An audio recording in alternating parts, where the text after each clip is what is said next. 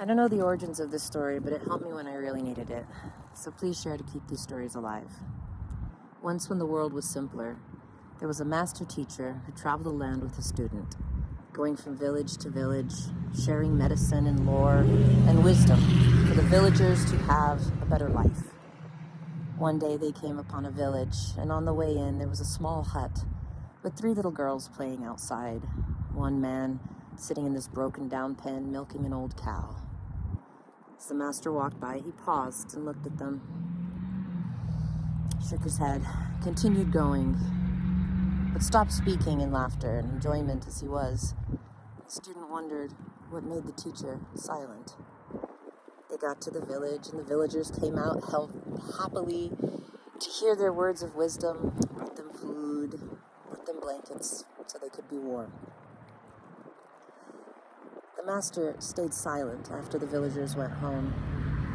He turned to his student and he said, "I want you to go down. Do you remember that house as we came in? The poor one?" "I think so, with the little girls playing outside." "Yes, that one. I want you to go down and I want you to ask them for some cheese." "Master, I have food. If you need more food, I can go into the village and get you more. Those people had very little. I don't really think that we should take anything from them." The master says, "Do you trust me?" "Yes, master, I trust you." And he found himself going down to this little house the next morning. And he walks up and knocks on the door. The man enters. "Oh, so happy to see him. Oh, thank you for the lessons of yesterday. They were beautiful. We've been talking about them all evening, all this morning." And the student, with kind of a shamed face, asked them, "I was wondering if you had some cheese to spare." The man looked at him and paused, shook his head. Of course, come in. And he goes into this little house with straw on the floor where they all slept, and the family was happy to see him. The man took a small wheel of cheese down, cut a piece, wrapped it up so carefully, and gave it to him. "Tell your master thank you." The student, thank you, left the house, took the cheese back to his master, practically threw it at him. Here's your cheese." The master said thank you, and ate it quietly, enjoying it. They went down that day once again, spoke to the villagers, had a beautiful day. That evening, once again, the master turns to the student. "Do you remember where you got the cheese this morning?" "Yes, master, I remember. I want you to go down there this evening, and I want you to take their cow, take it far away, and let it loose." "Master, they barely had anything to give us yesterday. That's all they have is that cow. If I take that cow, they'll have nothing." Master says to him, "Do you trust me?"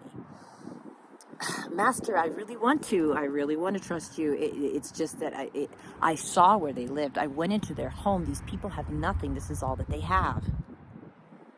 "Do you trust me?" "Yes, master, I do."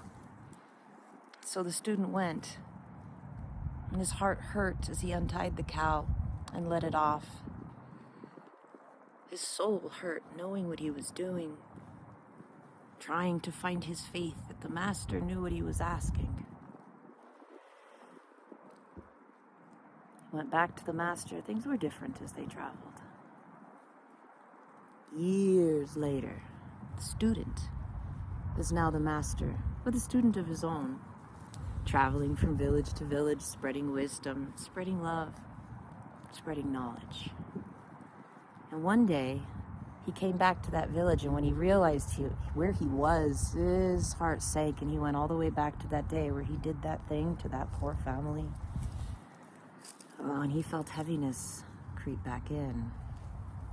As he goes up to the village, he looked for the hut to see if it was still there, and it wasn't. In its place stood a great house with planted yards, now a farm. And he hurt. He went into the village and he did his teachings with his students. The villagers were so happy to see him. But when he laid down for the evening, he wondered what happened to that family, and he could not sleep. He tossed and he turned and he tossed and he turned, but he couldn't sleep. So the next day he left his student behind walked down that path he had walked so many years before, walked up to that grand house and knocked on the door, feeling sad, feeling afraid and anxious as to what he might learn. A young butler opened the door. "Can I help you?" "Yes," the master said. "I was here years and years ago, and there used to be a small hut here with a man and his wife and his 3 daughters. I was just wondering what became of them." The butler said, "Just a moment." He disappeared into the house. Soon, a man, very nicely dressed, came to the door. "I remember you. Oh, I remember you. You're the student. Oh, it was years and years ago that you were here. That's right. You came and you asked for some cheese. And the very next night, that's when our cow disappeared. Oh, come in, come in, come in." The master, confused, came in and sat down. He says, "The cow disappeared? What? Tell me the story." "Oh, yes, indeed." He poured him some tea.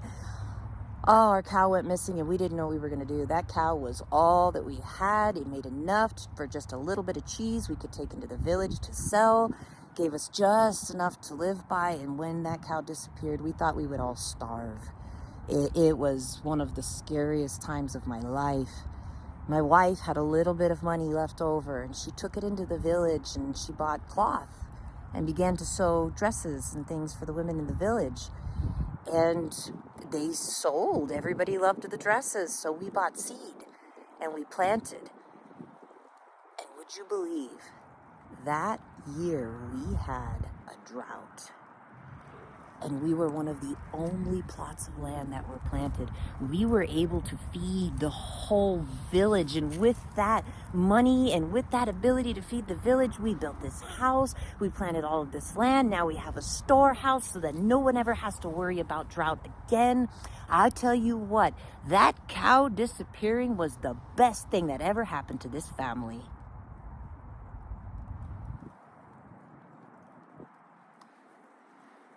This story helped me so much because this happens a lot. Happened to me, sitting in a job that was just enough to pay the bills, wanting to do something else, but didn't really have the courage to do it because, the job paid the bills. And when I lost that job, that's what sent me on the path. Door after door opening to where I am now. Sometimes the cow is a relationship. Sometimes the cow is a parent that takes care of their children a little bit more than that child needs to really learn to fall and get back up. Sometimes the cow is that job.